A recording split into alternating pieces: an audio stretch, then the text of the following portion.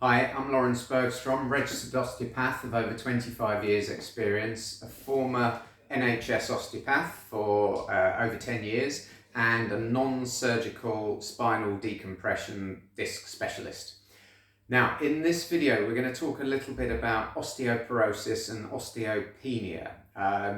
Some people aren't sure about the differences, and this is just a little explainer video to give you a little bit more information. So you might have seen your doctor, or somebody might have said to you that you have osteopenia, and you might be thinking, I'm not sure what that is.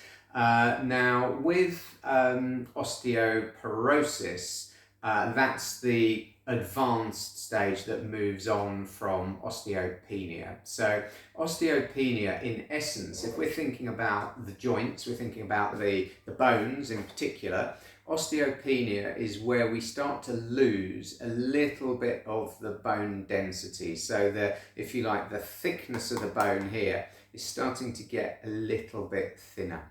And that's a precursor to osteoporosis. Now, osteopenia, everybody from the age of 40 is starting to develop that a little bit because our bone mass is not quite as vital as it once was.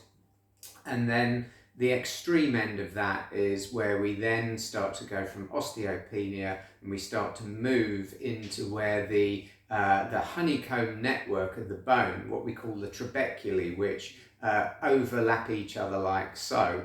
These, if you like, these lines of bony support, they then start to get larger spaces between them. So the honeycomb, if you like, what was a sort of a dense honeycomb is starting to become less so, and we're getting more gaps and spaces. Now, as a consequence of that, the rigidity of the bone and the integrity of the bone and strength of the bone starts to diminish to some degree.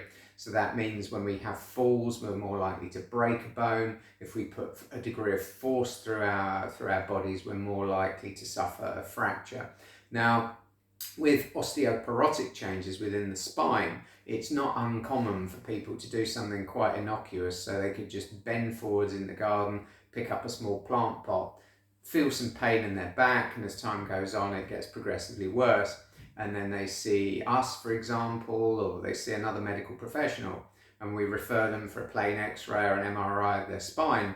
And what we actually see is they've suffered a vertebral wedge fracture where the end plate of the bone here and part of the bone itself has become sufficiently soft as this honeycomb meshwork has started to diminish, and then the force on the bone is enough for it to fracture.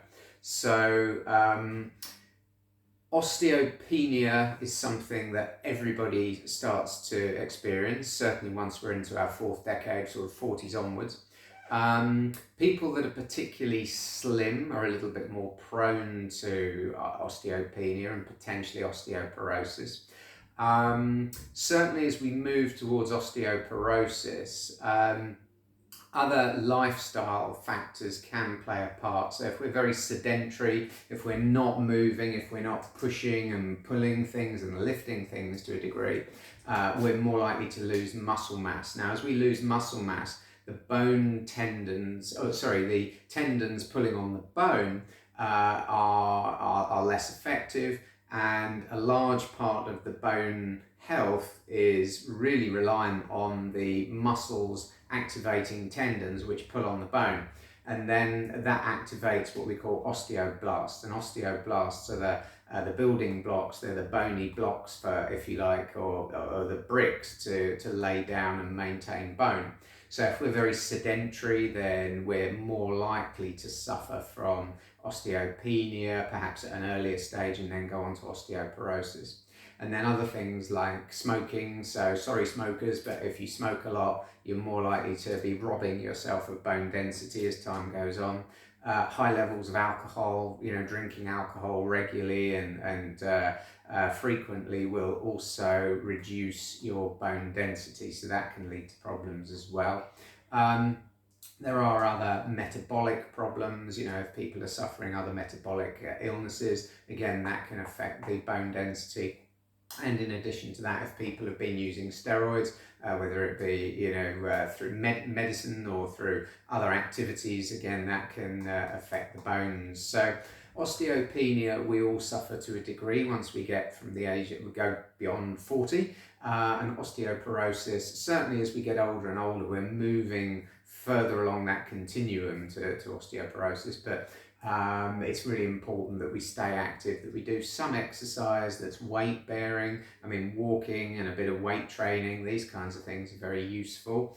Anything really that's causing our muscles to pull on bone through this tendon relation with the osteoblasts and so on, that's very important as well. So hopefully this video gives you a little understanding about osteopenia and osteoporosis. Okay. Thank you for watching.